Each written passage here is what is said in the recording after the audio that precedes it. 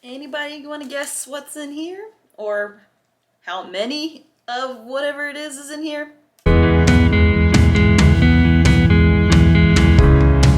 Hey y'all, I'm Courtney and welcome to my channel. If you haven't already watched it, I suggest checking out my reading vlog for February. For Black History Month, it was Twisted, The Tangled History of Black Hair Culture by Emma Debris. So this, I go through my reactions, different quotes that stick out to me, and then just a recap of what I thought. So this was probably my longest reading vlog that I've done, so heads up for that. It was about a half hour, which I was, I guess, pleasantly surprised since it was a shorter book, but that just meant it had a lot of content and a lot that I wanted to unpack. So feel free to watch that. Also, I have different social media channels that you can check out as well. So over on my Twitter and my Bookstagram accounts, I post a little bit more frequently, more than just once a week like I do here on the YouTube channel. So I do different stories, different just impromptu updates and things like that. So today I wanted to do something that is kind of out of the ordinary, but probably not when it comes to a bookworm, and that is unpacking a book haul during a book buying ban that I put on myself.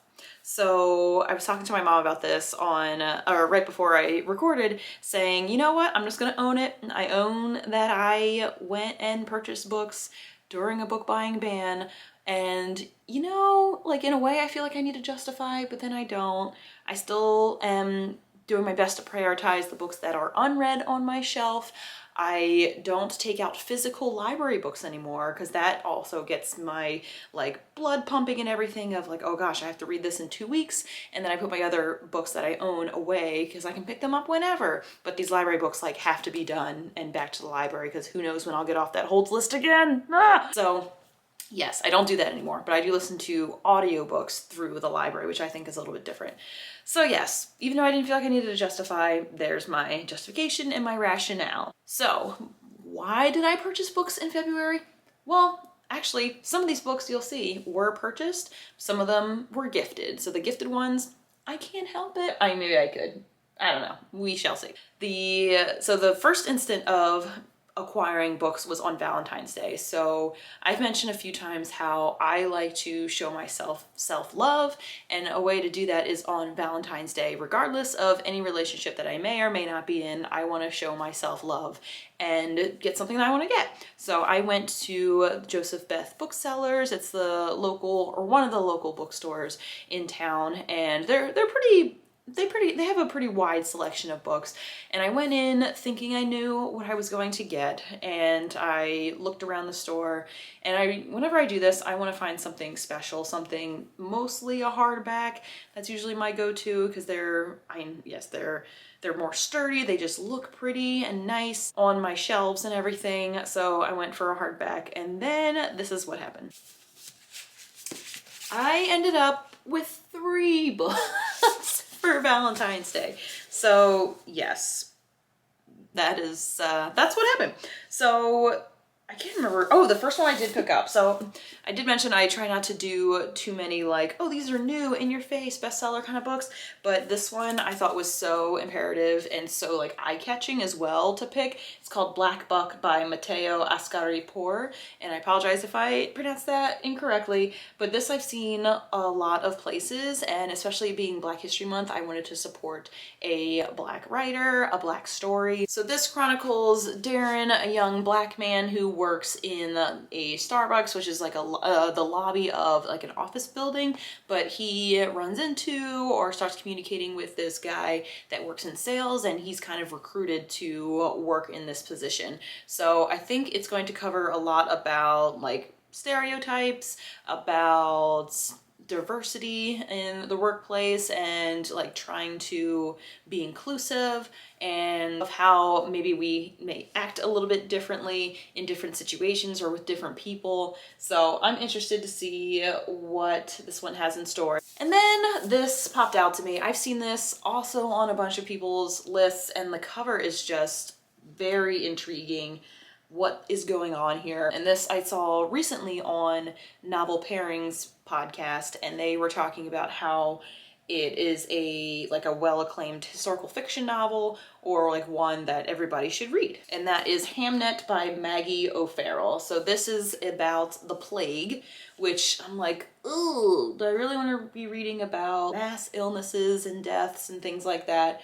But I think it's a lot more, like that is part of it, like that's part of like the historical part of the historical fiction, but it's about a relationship, about survival, thriving, about trust, love, family, all of that during a time of crises and back in the day, and what that looked like with limited resources available. So that should be good too. And finally, I couldn't go without getting a book about books. This has been recommended to me so many times. It's The Storied Life of A.J. Fikry by Gabrielle, Zevin. And yes, book about books. We love books about books. And I got a paperback and it was on sale. So I consider that a win, and me saving money. Does that count with a book buying ban? I don't know. Meh. And then my friends over at Harper Perennial gifted me 2 books for review. So I have The 100 Years of Lenni and Margot by Marianne Cronin. So this is out in June. So it comes out in June 1st. And this, it's been said that it kind of resembles John Green books like Fault in Our Stars.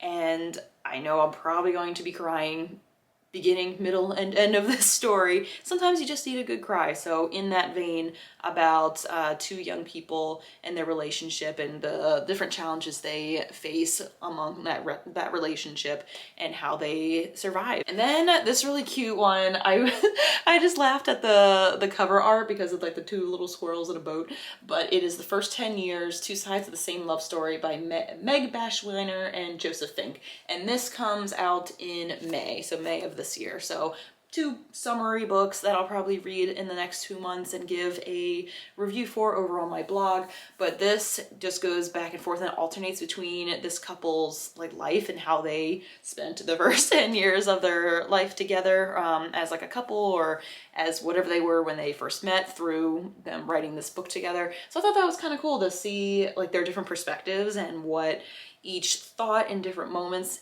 in their relationship or while they were getting to know each other. So I think this one should be fun and comical. And then last but not least, I went to a Black History Month and Books event hosted by 2 of my friends in real life, Liz at Read by the Color and Mika at Read with Mika. So they partnered with the Cincy Library Friends, and Bobby, who is one of the administrators there, is very open to doing events and like very small pared down like Bookstagram, like after dark kind of events.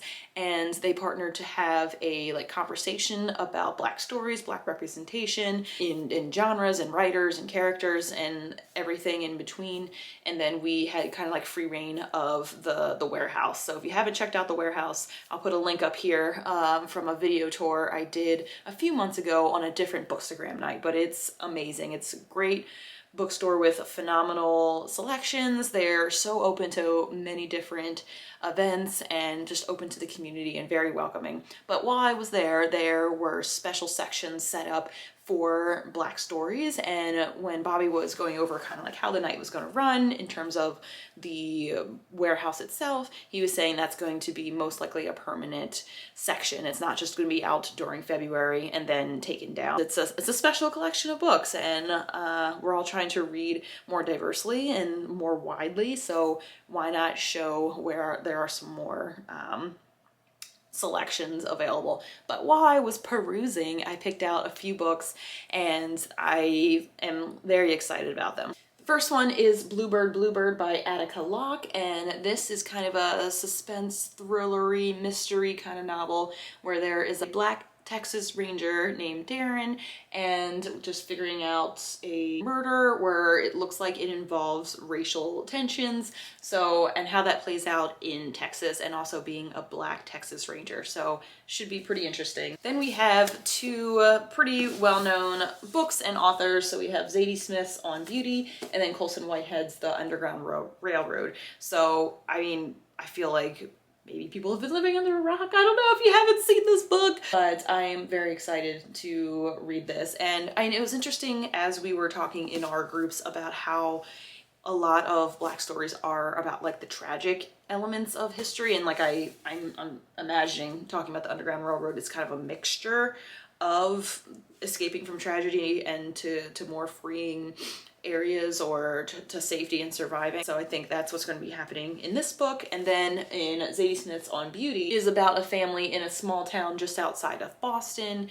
and it's described as being like a comic approach to the different culture wars that may be happening in that area. So I'm interested in this too because I love Boston. I enjoyed my experience while I was there, but if I want to live there one day, it'd be nice to learn a little bit more about the culture and the environment and community that's there. Finally, we have American Street by Evie Zoboi, and this was recommended to me by Tiana, who is also a bookstagrammer there, and she said that she listened to this on audiobook and like multiple times and said the narrator has such a good talent of picking up different characters, like personalities and voices, and like being able to distinguish between them and all the different accents, because this has characters from Haiti, from Detroit, and all over the place, so kind of getting the accents and like the nuances down I thought would be pretty cool. And then but I mean, like, clearly I'm gonna be reading this, but I said I might do an audiobook and physical book like read along, so while I'm listening I would read the text. And I've never done that before, so if you've done anything like that, let me know what your experience is like, if there's any tips, because I'd be interested to see what that's like. But I also wanted this because the cover art was also intriguing, and then Nicola Yoon, who's one of my favorite young adult authors, she wrote Everything and the Sun is Also a Star, like endorsed it and wrote one of the blurbs on the top. I'm like, yep, I will read anything that she endorses. So there's that. So yes, that was my haul for February. So didn't expect to be buying anything or getting anything really over the month, but I couldn't be happier with these purchases. Some of them will be, well, one of them will be read in March because I just couldn't wait that long to read it. And then the two I got from Harper Perennial as part of their influencer program, I'll read those probably in April or early May, just so I can get those reviews out before the books are published for everyone to enjoy. So yes, if you've seen any that were in this pile that I just shared that you have read before, or you want to learn more about, comment down below, or maybe tell me about your haul from this past month and how you did, if you were trying to keep a book buying ban or not, and kind of what you got excited for as you were acquiring these new books for your home library. But yes, thank you so much for watching. I will be doing a March to be read very soon, as well as a January wrap up, but I just couldn't wait to share because I've been out and about and people have been asking like, what'd you get on social media as I've been sharing my experiences going to these different bookstores and these different events. And of course you can't leave empty-handed, like that's rude. But also, like, you're surrounded by so many great stories and so many people that love talking about books, like you just can't help but pick up one or two or five. So it is what it is. But anyway, thanks again for watching. If you like it, give it a thumbs up, comment down below. Feel free to hit subscribe or the notification bell to know when videos come out in the future on this channel, and share it with a friend that you think would like it as well. And if you want to support me any further, I have my Ko-fi and Amazon wishlist pages listed below. So thank you so much again for watching. Have a great day and happy reading.